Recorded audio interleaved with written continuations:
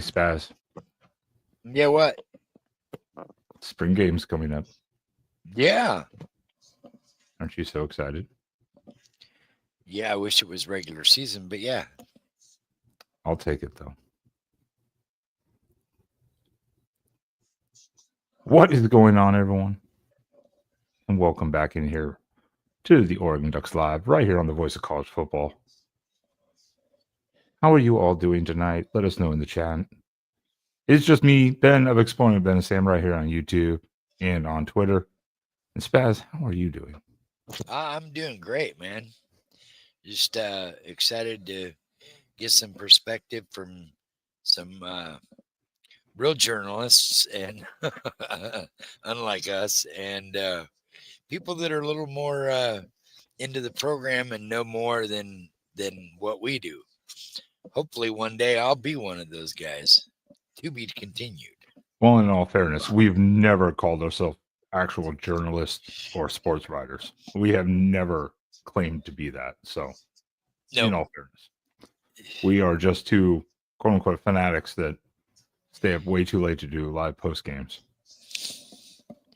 Absolutely.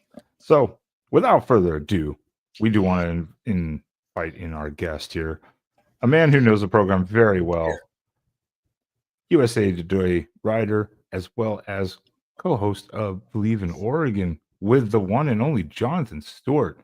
Welcome in, Zachary Neel. How are you doing, How you guys Zach? doing? Good to see you guys. Good to be seen. Welcome to the show. It's a little chaotic in here at times, but we do our best. Yeah. It's only 3 years going, so I mean, obviously not doing too bad, I guess. So a lot of people maybe don't know about you, Zach, or maybe even not even the Believe in Oregon show, which is a little surprising to me, maybe, but because I listen to it, I'm at work, I'm listening to podcasts all day long, and I definitely put you guys on when you got a new show, and you just did one with Jeff Schwartz, correct? Yes, correct. And Jeff Schwartz is a character. I mean, that's one way to say put the it. least. Yeah. Yeah, no, Believe in Oregon podcast. I think we've got a really good show. Myself and Jonathan Stewart. We do just like you guys. Live post game recaps, a couple episodes a week, breaking down the game. I also write for USA Today, covering the team as a beat writer on the ground here in Eugene. So, fun gig. Love what I do. A lot of fun. How'd you end up getting into the gig with USA Today? A lot of work out of high school. Finding open jobs. Started working for USA Today, writing, covering the Washington Commanders. Then the Washington Redskins. I was actually covering them for the few years when they actually changed their name. So did that, and then did a good enough job with that I convinced them to launch an Oregon Ducks site. They didn't have one, so I convinced them to do that, and so launched DucksWire at usatoday.com. And the rest is history. Been doing it for 6 years now. Nice. There's a lot of work to convince anyone to actually launch like a network or channel like coverage. Yeah, it was rewarding. I mean, you just to have someone give you the chance and then have it actually pay off and be successful with it. Yeah, it's definitely a cool thing. Well, I know you're busy. We talked about it backstage, so obviously don't want to take much of your time. To the chat too, and anyone later. Yes, Spencer McLaughlin couldn't be here tonight for Locked On Ducks to join us. He's moving. He's busy. We all know how life is, so we'll have Spencer back on at some point. But I'm so happy to have Zachary Neel because this is your first time, and hopefully not the last time. But we'll see how time plays out with availability and all that stuff later on. Zach, before we get into spring game stuff, because that's the whole point of this show, I do have to ask you, what is your thoughts on the Nico drama? Oh gosh, I didn't know where you were gonna go when you set it up that way. It's all over the place. Start, huh? Yeah, exactly. It's interesting. I'm not surprised it happened eventually with someone, with the way that NIL and the transfer portal and everything has been going kind of off the rails. Not off the rails, but it's just, lawless over the past few years. This was bound to happen with someone. When you take how Nico's career started with Tennessee and all the NIL drama that kind of was his commitment was shrouded in, it's not a total shock that it was him. It's interesting that he landed in UCLA for less money than he had at Tennessee.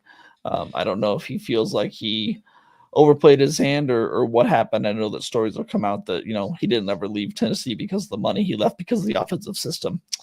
Believe that if you want to. I personally don't. I think he's in a worse off situation than he was now at UCLA. He doesn't really have any offensive weapons around him. I don't think that they're going to be contending for a college football playoff spot this year or next year like he would have at Tennessee. So I don't know. It's interesting, but to be completely honest, I'm pretty tired of the entire storyline.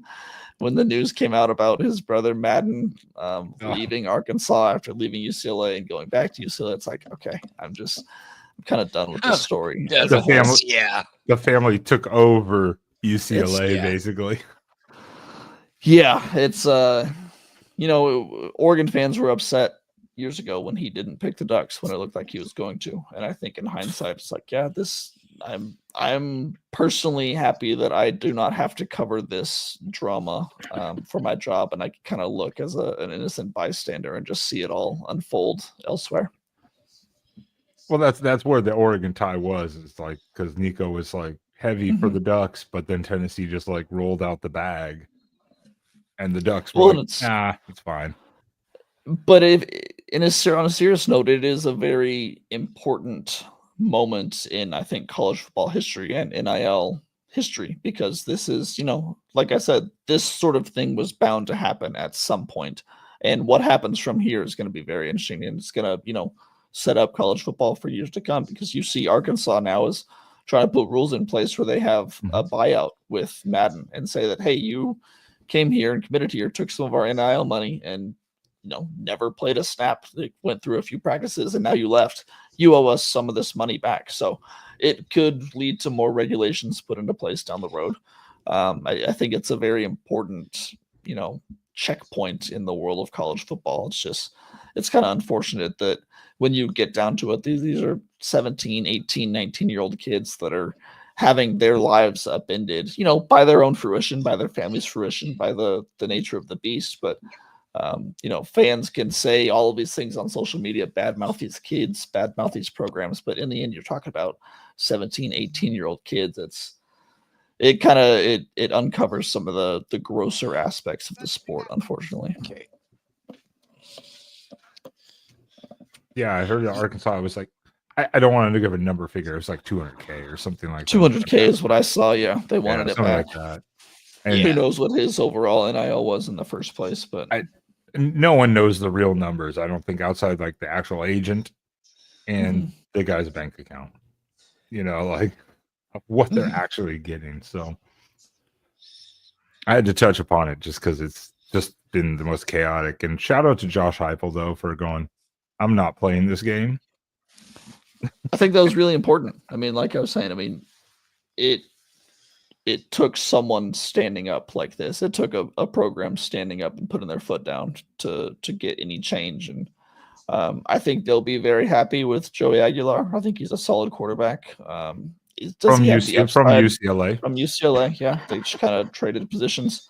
Does he have the upside that Nico has? No, I don't think so. But we didn't see Nico reach that upside either. So I think that they'll be, very happy with Aguilar. I think if, the pieces around him perform and he performs to his ceiling, then they can reach a college football playoff with him. But we'll see. Totally fair. I don't know what your schedule is as far as what you got points wise there, Mr. Ben, but I had a question for Zach. What do you feel, being that the draft is tomorrow, what do you feel draft prospects are for Oregon and first round and stuff like that? Where do you see some guys going? It should be a really good draft. I mean, we talked to Tosh Lapoy and Will Stein earlier this week. They expect to set the Oregon record for the most draft picks taken in program history, which currently was set last year with 8. They expect no less than 10 this year. They should also continue their streak of first-round players, like players drafted in the first round. They've had 4 the past 4 years, starting with Justin Herbert in 2020. If Derek Harmon can go in the first round, that will reach 5 years. Josh Connerly also has a chance to go in the first round. Depending on the mock drafts you look at, 1, both, none will go in. I mean, it's kind of depends on where you look. For the most part, I mean, I would be pretty surprised if they do not have a first rounder taken tomorrow night. But that's kind of the beauty of the draft. You don't really know. There's months of speculation leading up to this one night in particular, and then the 2 days afterwards.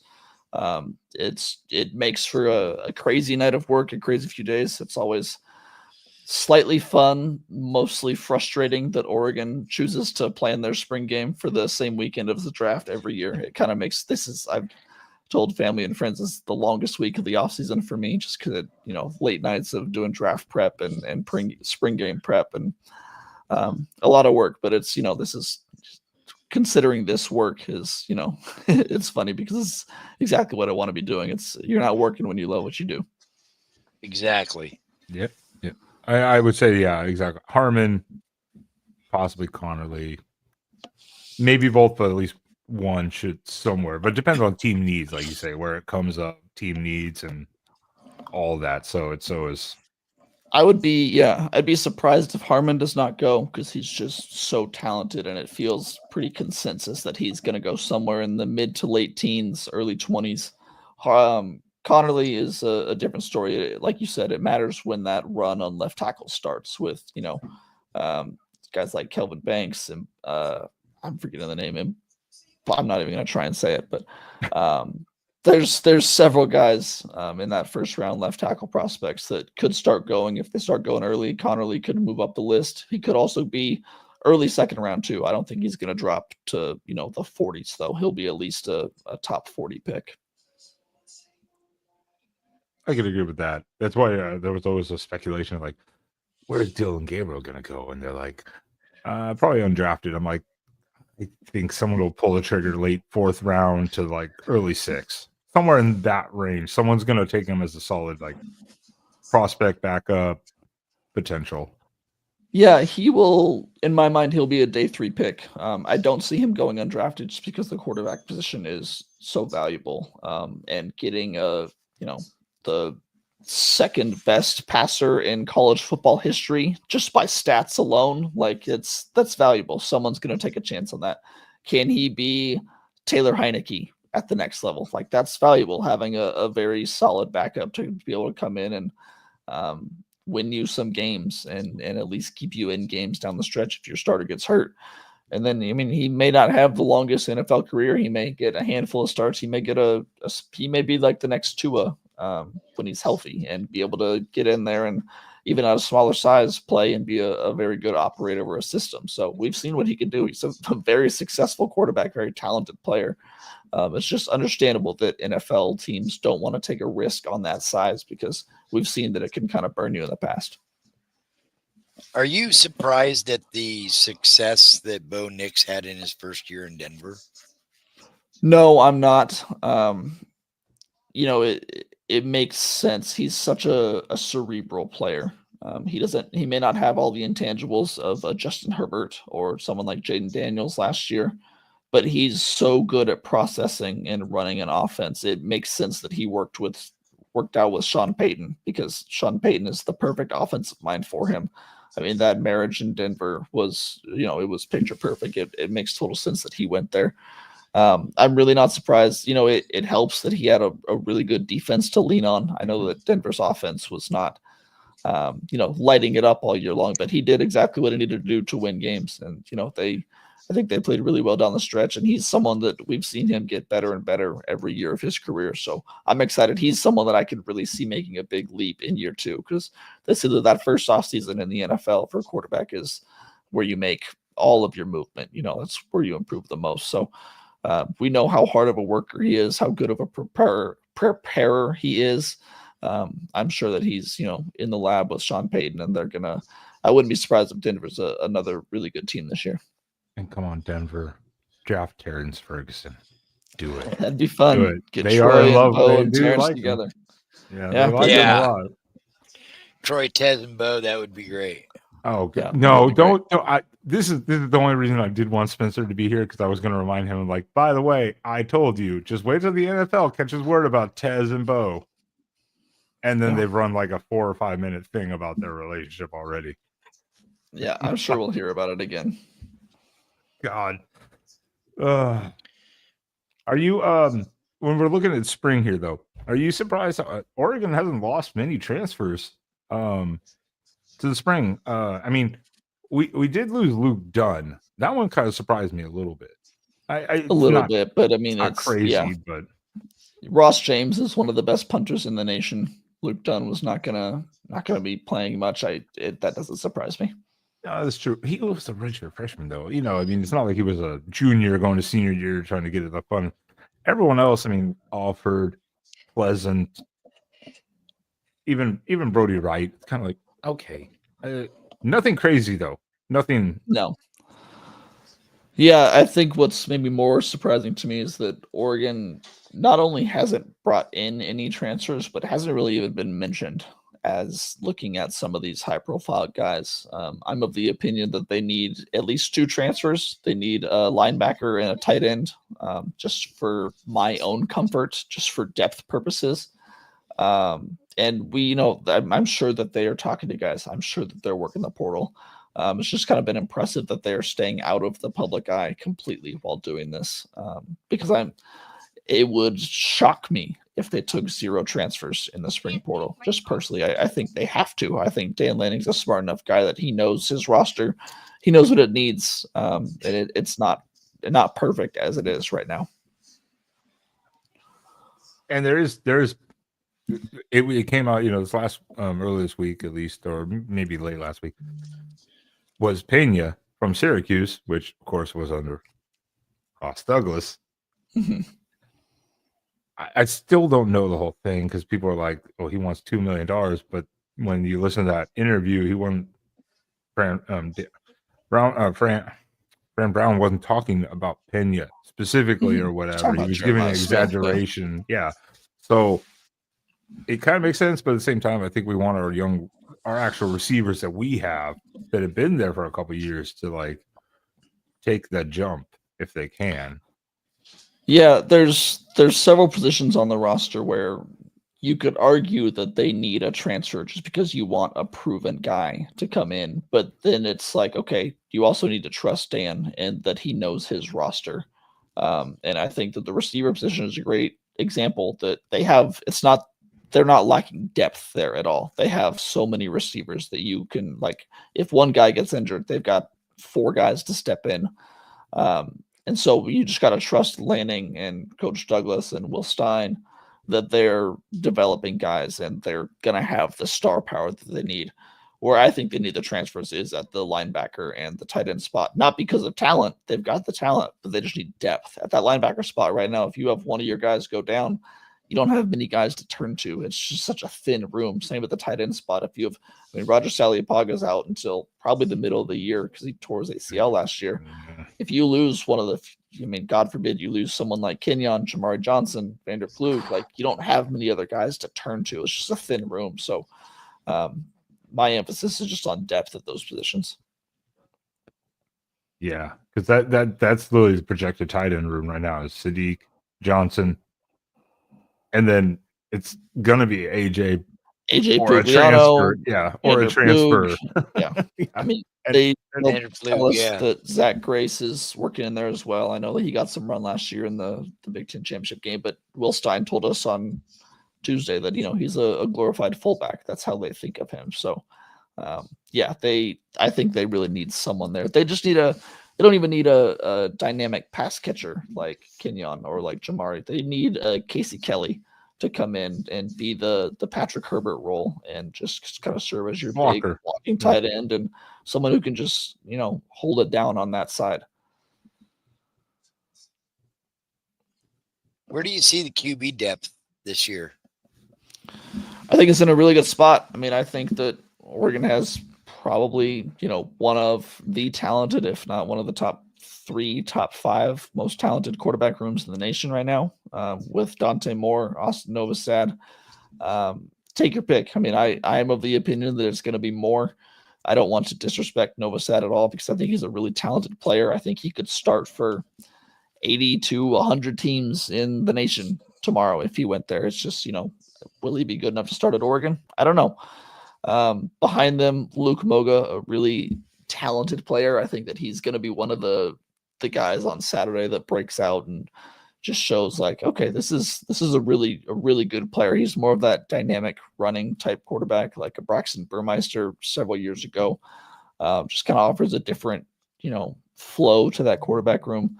Then you got Achilles Smith Jr., Brock Harris. I think those are 2 young guys that are very talented. But overall, I think that Oregon's quarterback room is in a really good spot right now. I'll agree with you there. I'm like, I like Novosad a lot. He's been there. He's in the system. Moore obviously came back to Oregon, so to say, after he did commit it, went to UCLA. Came back, agreed to sit behind Dylan Gabriel. But Novosad sat behind Bo Nix and Dylan Gabriel. So I never want to downplay him, but I agree. I think it is more. But yeah, you got Moga, and then Keely Smith's going to redshirt unless something absolutely wild happens with these quarterbacks. Achilles Smith should redshirt. Yeah, I think the dynamic is that the ceiling for Dante Moore is higher. He has the higher upside, the more intangibles, can make more of those home run plays. What Novosad brings to the table is just more consistency, and he's just a more kind of even keel level player, and he's gonna just more dependable, is what I've been told. But so it's just pick your poison. Which do you want? Do you want more of that Heisman upside? I don't know that Moore would be a Heisman finalist this year, but he's that type of player, that home run hitter, or someone who's reliable and not going to make a ton of mistakes. Because I think Moore's going to throw a lot of touchdowns, but I think he's going to throw a lot of interceptions too if he gets the chance, because he's just taking chances. But I think a lot of fans would kind of hope for that in the end after what we've seen the past couple of years in this offense, that it's a little bit vanilla, a little bit mundane at times with some of the play calling. They want to see it. They want to see that ball get thrown around. They want to see it aired out. Yeah, don't get on Spaz about mundane. He screamed every time they threw a screen pass in the Big Ten championship game. Yeah, that'll happen. If I never see another bubble screen for the rest of my life.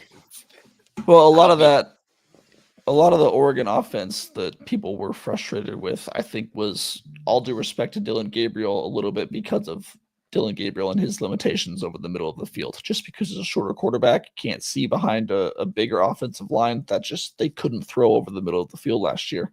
So I think by way of whatever quarterback you go with this year, whether it's Moore or Novosad, you're going to see a lot more downfield throws, that intermediate 10 to 15 yard range, just because it's more open for their quarterback to see. So I think that, Will Stein has gotten a lot of crap from fans. I think undeservedly so at times. Other times, you do get frustrated by what he does call in certain situations. Screen passes on 3rd and long, I understand. But I think a lot of that is because of, he was a little bit handicapped by the skill set of his quarterback. And that's no disrespect to Dylan Gabriel. I think he's a very talented quarterback, but there are things that he can and cannot do with the ball.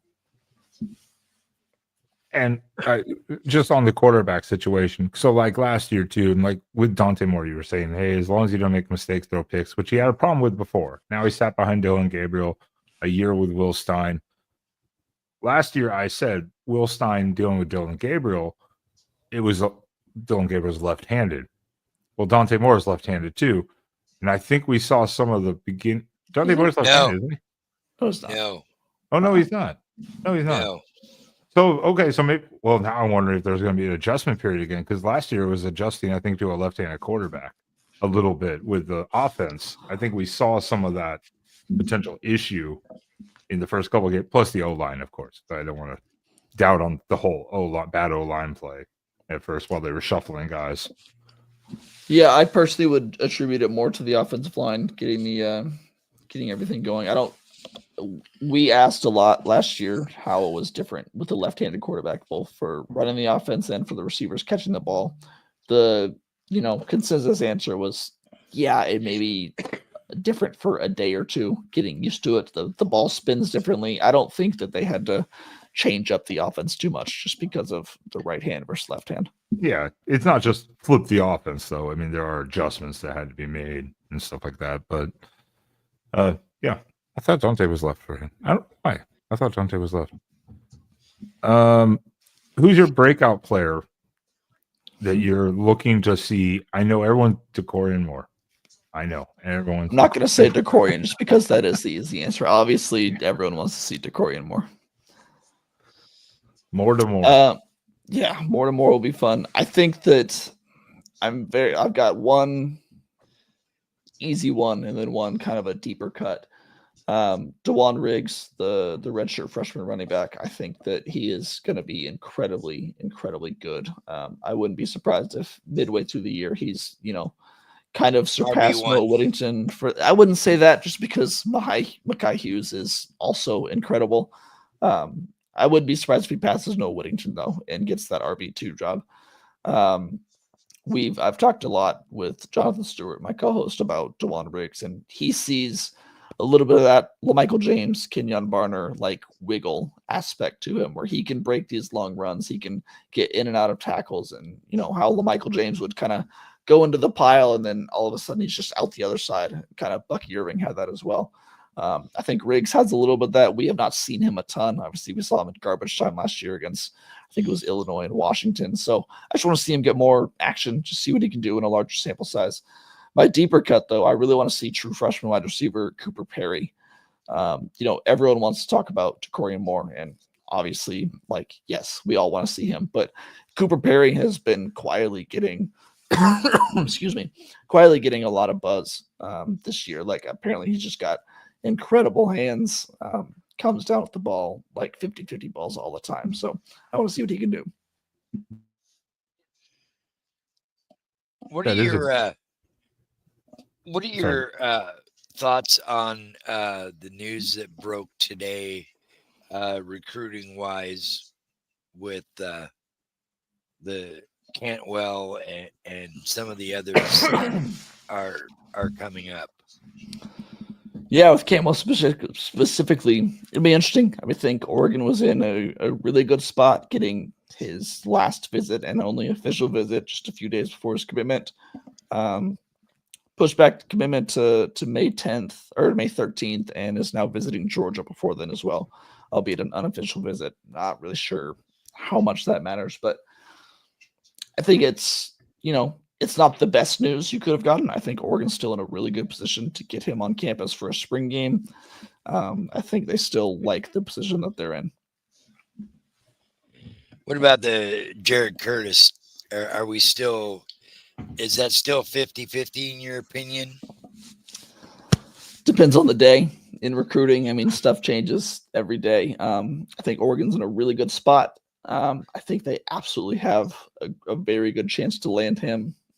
Would I be shocked if he ended up choosing Georgia over Oregon? No, but that's just in this day and age of recruiting. It's tough to know where things are at until it happens. I mean, a couple of weeks ago, I was told that this guy is, almost a done deal to Oregon, and then a few days later, it flipped and he opened it back up a little bit, and Georgia was back in the mix. So I think Oregon's in a really good spot, and they feel good about where they are. Yeah, I mean, even if he commits verbally, both of them. Oh. Hey, gotta wait till down December. the road. Hold on till December. Still gotta wait till December until you sign that paper. All right. Well, Zach, I know you were keeping it 30 minutes, so I want to respect that time frame. So a little bit of a fun question then. Did you get to see the Lanning and Mariota interviews on Bussin' with the Boys? I did. I have not finished the Mariota one yet, but I did watch the entire Lanning one. They did a good job. They got a great behind the scenes stuff. I don't know if you guys watched the vlog, like their full days at the program where they like going through the list with the players and stuff. It's a lot of fun. I watched a lot of it. The Lanning one was really good. The Mariota one was really good because Mariota does not give that many interviews, not in like detailed interviews anyway. He went in depth. Yeah, credit to him. Spaz is like, I did not watch either of those. No, I watched them both. I Okay. I was really impressed with Mariota's, in depth and how he talked about how he was ready to hang the cleats up. Mm-hmm. And Howie Roseman came in and said, "Look, go see this guy," and then think about it, and he ended up coming back, and now he's like a mentor now. He's like a mentor to Jaden Daniels, and he seems to be enjoying his time in Washington. Not the greatest place in the world to play, but Marcus seems okay with where he's at. I mean, and he praised John Gruden a lot for that too. John's like, look, get out of your head. Just like be you, like basically. And so he's trying to teach Jaden kind of like learn from his mistakes, so to say, of how he approached the game and the mentality of it all. And so that's kind of cool to see. Mm-hmm. How'd you end up with doing the podcast with just two? Yeah. Had an opening with a podcast. I mean, I had the podcast company Believe or Believe Network reach out to me, ask about doing an Oregon podcast. I said, yeah, let's do it. They said they have a network of athletes who they are in contact with, and Jay Stewart was already doing a podcast with the Carolina Panthers. They asked him if he wanted to, if he had any interest in doing an Oregon one. So they connected me with him, and the rest is history. Nice. Yeah, you guys seem to have a good flow. Thank you. Yeah, we have a lot of fun together. He's a entertaining guy, fun guy to talk to for sure. That he is. Well, hey Zach. Again, I want to keep it at the 30 minutes, kind of like what you wanted, get you on your way, so that way you can go take care of all the other important things that you do for a living, while we just have some fun over here too. But we highly appreciate your time here on the Oregon Voice of College Football Channel. And, yeah, absolutely. Thank you guys for having me on. I really appreciate it. Yeah. So everyone, please do check out Zach, Neel. Descriptions in or comments in the description of the below, including the Believe in channel. Go check it out. Their interview with Jeff Schwartz. Subscribe to them. And also, Zach, you're on Twitter. I believe it was posted up in the comment section above here in the show. I will put that out for everyone so that they can see it and follow you there on Twitter too. So, you guys got any good upcoming guests coming? Joey Harrington, Tuesday. Oh, Joey. Nice. That'll be entertaining. Yeah, always is. Joey is a character. Yeah. All right, Zach. Well, we appreciate you, and hopefully you enjoy the spring game just like the rest of us will, as you'll be breaking it down, just like we will also. Yep. And we won't see a whole lot, though. We know that. Yeah. Yeah. Thanks, guys. Had a fun time. Thanks, Zach. Appreciate it. Yep. Zachary, Neel, everyone of USA Sports or USA Today and the Believe in Network. Appreciate him coming on. Now, hopefully we can get him back on sometime. Hopefully. Yeah. Maybe next time we'll get him and Jonathan both. We'll see. Maybe. Let's see. What do we got? We did jump all over the place a little bit, and that's okay. Spaz, you did hear the good news. I'm sure you did. Is it going to be fun for the spring game to have a few special guest coaches? Yeah, it'll be interesting. It's got some good coaches coming out. some old classics that help set Oregon on the right path. Hmm? Be Hmm? nice to see Coach Brooks and Coach Bellotti, and we have Bucky on the one team, and who was the fourth? Bucky We have Rich Brooks and Bucky Irving, and we have Mike Bellotti and Christian Gonzalez. Gonzalez. That's right. Yeah. Uh,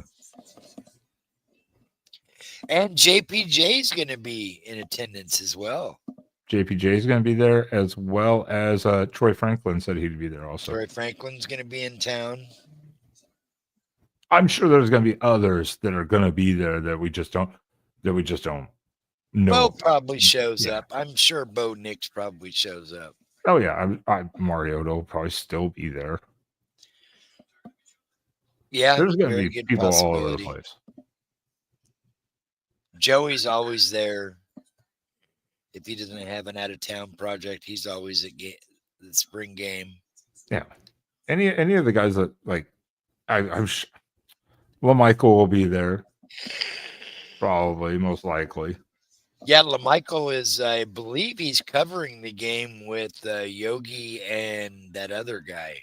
Oh, is he? For Big Okay. Ten Network, I believe. Oh, I wouldn't be surprised by that, actually.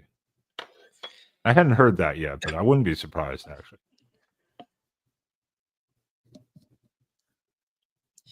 Actually, Captain, sorry we didn't get to your question, but Perry has been getting a lot of run with the ones. Oh. So, and like Zach was saying, Cooper Perry has some of the best hands on that receiving core. He's a red shirt. I believe he just did a 2-year mission, wasn't it? Oh yeah. You know, Cooper Perry was the one guy that literally people we kept forgetting about because of the mission. Because But he was of a the mission. Yeah, but he was a highly recruited He was like guy. the number 2 or number 3 receiver in that class a couple of years ago that when he committed. And Oregon was so comfortable, they were okay with him committing and going on a 2-year mission. Yeah, because right now wide Z is McClellan, Lowe, and then obviously a bunch of other people. And Cooper's Perry's at the back of that list, but I think that's because he's just he's got to get in the system still. He's going to move up quick probably, but yeah, I always forget about Perry. When these guys do their missions, that's kind of uncommon for us. So it's kind of like you forget about them after like a year. Yeah, we got another one that I believe signed last year that's on a mission for a year or two. I think so. And then also, of course, like they're after Ryder Lyons, who's going to go on potentially 1 to 2 years. So if they push for Ryder Lyons anyways over Curtis, depending on what happens there. So the rumor is he got Cristobal the other day to USC. So, but it's still early. Yeah, but I'm not going to be surprised by that. I mean, Oregon's QB room right now because you have Akili Smith still. Then you're pushing for Jared Curtis. The unknown is the unknown. So, the point is the quarterback room is pretty loaded. Depth at wide receiver, depth at running back. Those are 2 areas and quarterback that Oregon is very well in. I think the concerns, if you want to have any, are on the offensive line, how that new offensive line comes together, how quickly they put things together, and in the linebacker room outside of Betcher and I can't think of the backup. I know. I just well, he's not the backup, but yeah, outside of Betcher and Purchase, yeah. Then you've got Porter. Then you still have like Johnson, Nasir Wyatt, Jerry Mixon, Dylan, but a lot of these guys are also unproven. So I agree with the whole linebacker thing. Is that's kind of one of the areas where you're like, yeah, a piece there would be nice if you can get him. There is the North Carolina linebacker that's in the portal right now. He was like one of the leading tacklers. They had like 6.5 sacks this last year from North Carolina. Not a bad depth piece for sure, but I don't know if they're gonna do that. But we'll see.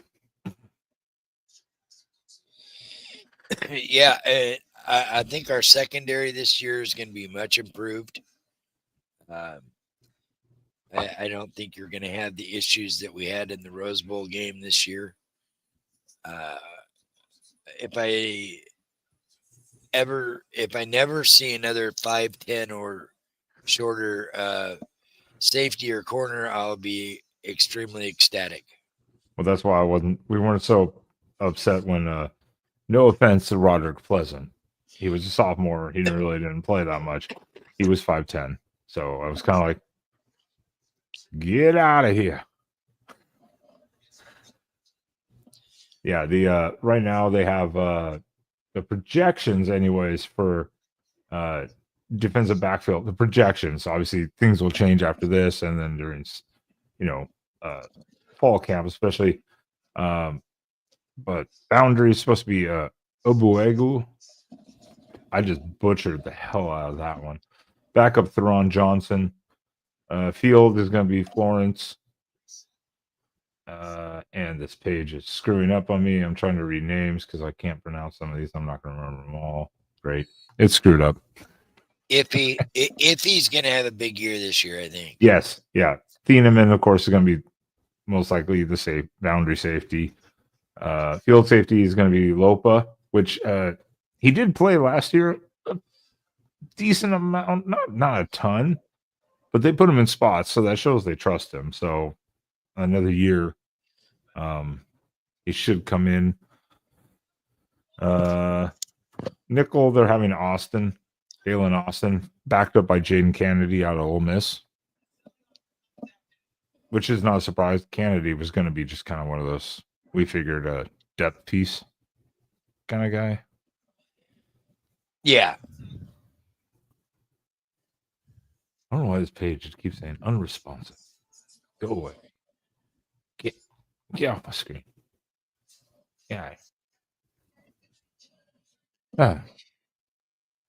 So what are you excited to see in the spring game this weekend?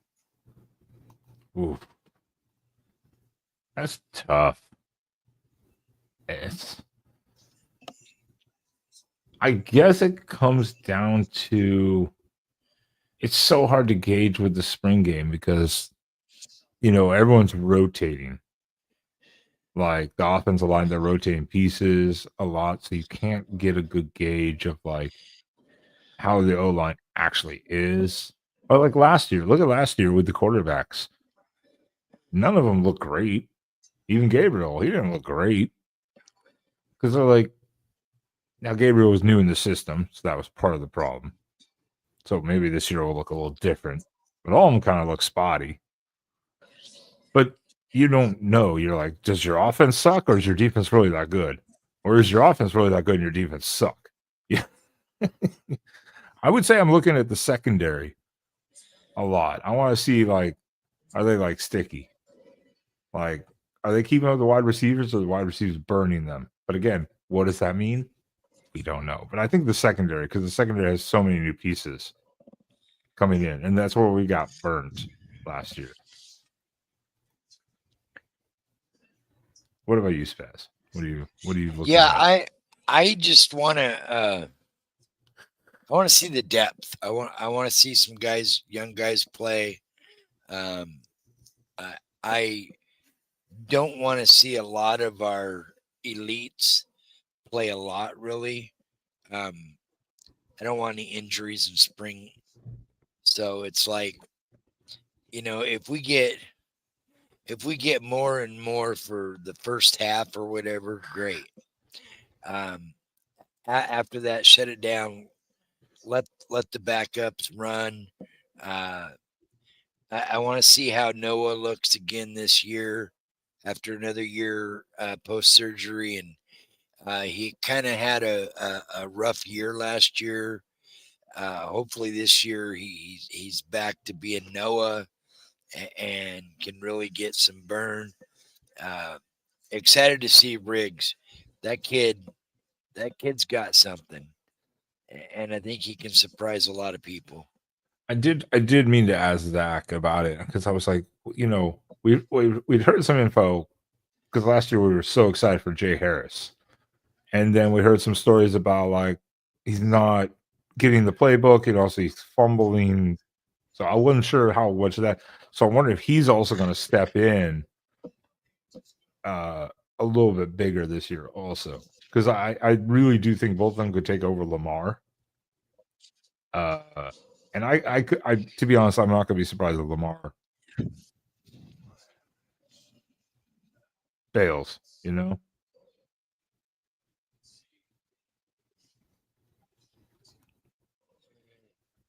Oh yeah, we need some safeties. With all due respect to Kobe Savage, he was no John Boyette, you know. No, So yeah, we need some guys in the center field there that aren't afraid watch to out for the tackle. rushing brothers. Watch out for Oh yeah, Elijah. Elijah he's bulked up about 15 pounds. He looks massive. Uh, and Tosh Lapoy has had nothing but praise for him this spring. How much better he's gotten off the ball, and uh, he seems to really be grasping this defensive scheme. well, that's the fun thing about the spring game too, is because we get this dynamic of where there's so many different players that you don't even know their names or heard of them. I mean, just think 2 years ago, it was Bryce Betcher in the spring game, and we were all like, "Bro, who is that at linebacker?" And then he didn't do much that year. Then last year, obviously, we all knew exactly who it was, you know. But I mean, like, if you were not like a Oregon baseball fanatic, you didn't know who he was. You're like, "Whoa, where did this guy come from?" That's kind of the nice thing about the spring game. You get to see the depth, like you said, depth pieces, and just see those certain players kind of pop off the field and right in your face. Like, that's a difference maker. No, Troy, you troll. Rushing, not Russian, rushing with a G. Yeah, the Russians. Yeah, they're Something you're not, a G. he's not rushing anywhere.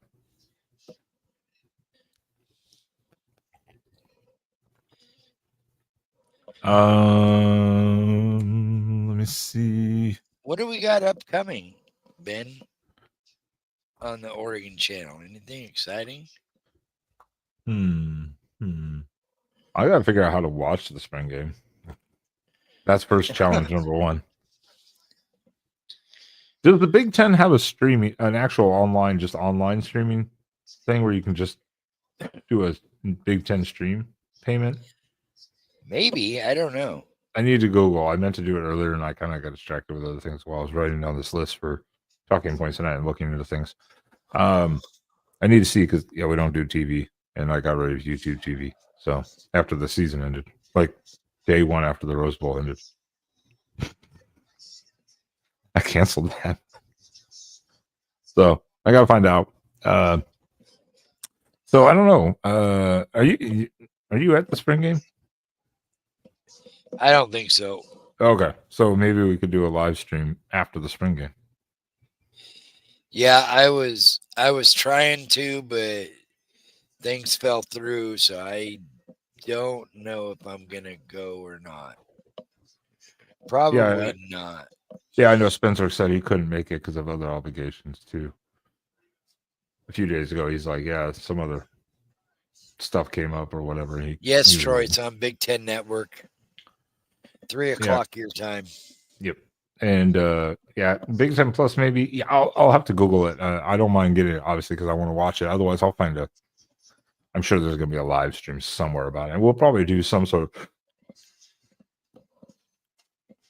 maybe not immediately after the spring game, but maybe within a couple hours or something like that. We'll do something about the spring game because obviously I want to watch it, so I'm going to do whatever I can to get it so I can watch it. Just without having to get YouTube TV again, unless I can sign up for a 7-day. Ooh, hack it with a 7-day free trial. There you go. Found it. No, Captain. No. I'm a visual person. I need to see this thing. That would be my last resort. Hacking for a free 7-day trial from YouTube TV. That'll be my last resort, but we'll figure it out. So yeah, I guess we have a live post game this Saturday after the Oregon spring game. And then I guess depending on news, especially transfer portal, there's been no massive transfer portal news. That's why we haven't done anything because there hasn't been anything crazy. And we literally just talked about it. The only ones we didn't mention was we said Brody Wright, Roderick Pleasant, Luke Dunn, and Preston Alford. Alford has never seen the field. Yeah. Did he even see it in spring game last year? I don't remember. I don't even know if he saw it then. So he's never seen the field. So I mean, these are all like outside of Dunn. These were literally people that never really played. So it was like, okay, nothing crazy. And to this day, Dan Lanning has never lost a starter to the transfer portal. Nope. Or at least a projected starter. Let's put it like a strongly projected starter. So, not bad. So yeah, if something crazy happens, well, I guess we'll be back next Wednesday. Otherwise, I guess we'll skip a week. Yeah. And just see because the portal ends Friday for the spring portal. It closes on Friday. What do we got Sunday? What was that? What do we got Sunday on the other show? Oh, Sunday on the After Dark show. I'm still tabulating that, but we're going to be talking a little bit NFL draft. Maybe some surprises. We'll leave it to surprises. And then a couple other simple topics. Nothing too crazy. And then a couple weeks after that, we'll do the Big Ten schedule. I had a couple other topics floating in my head earlier, and I didn't write them down, so they'll come back. So that'll be Sunday After Dark show on the main channel. Sounds good, man.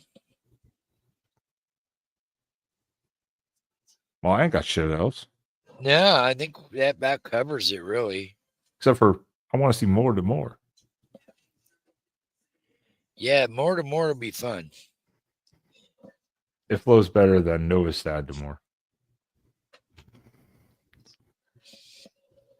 Yeah, whatever. Who cares? All right. Well, Spaz, in your new layout here where you don't have to think too much, where can people find you if they want to stalk you online? Well, if you look down below, there's a spot right there. So close. There you go. And has my handles. And that's basically where you can follow me on X and Instagram as well. Don't forget to give the show a like and a follow and a subscribe. And come out, hang out with us. Tell your friends, tell your coworkers, Tell everybody at your local Kroger's and your what was the Safeway and other one? Albertsons. Safeway, Albertsons, your Publix. Don't forget all those places. Yeah, Yep. get all your friends to come join the Oregon channel. Wherever there's a Fred Meyer's still. There's a couple. I was Not like, a lot. wherever there are still.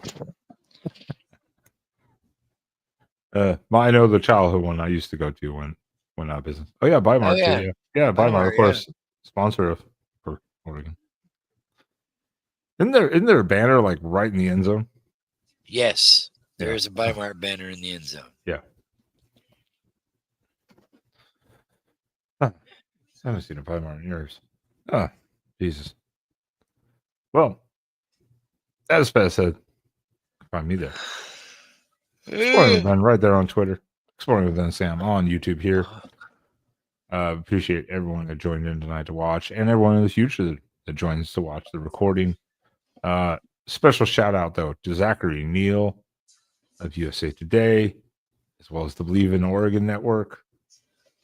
He does some great work over there, especially with Jonathan Stewart. It's a good listen. Again, his link for the Believe in Oregon channel is in the description of this video. It's the latest one they did with Jeff Schwartz. Just click it. You'll find all their stuff there. Don't Definitely. forget Tuesday. Tuesday drops Joy Harrington on Believe in Oregon. There you go, too. Yeah, so they're getting all the guests on. And just the two of them together, Zachary and Jonathan, are great. They're great. And we do hope to get Spencer McLaughlin back on here in the future here coming up, maybe in a couple weeks after the spring game. Talk about what we saw. He's just busy tonight, so he had to kind of back out the last second. Not a problem. Not a problem. We understand. Life happens. You got to deal with it, right? That's right. Well, then, Spaz, I think it's your nap time, old man. It's time for dinner soon. Same with me. I didn't keep up with the show. Noted. All right. Well, then, everyone, hopefully we'll see you live here for a post-spring game edition on Saturday afternoon/evening, depending on where you live. Other than that, Spaz, go eat, old man. Okie dokie. Ah. Quack, Yeah. quack, quack.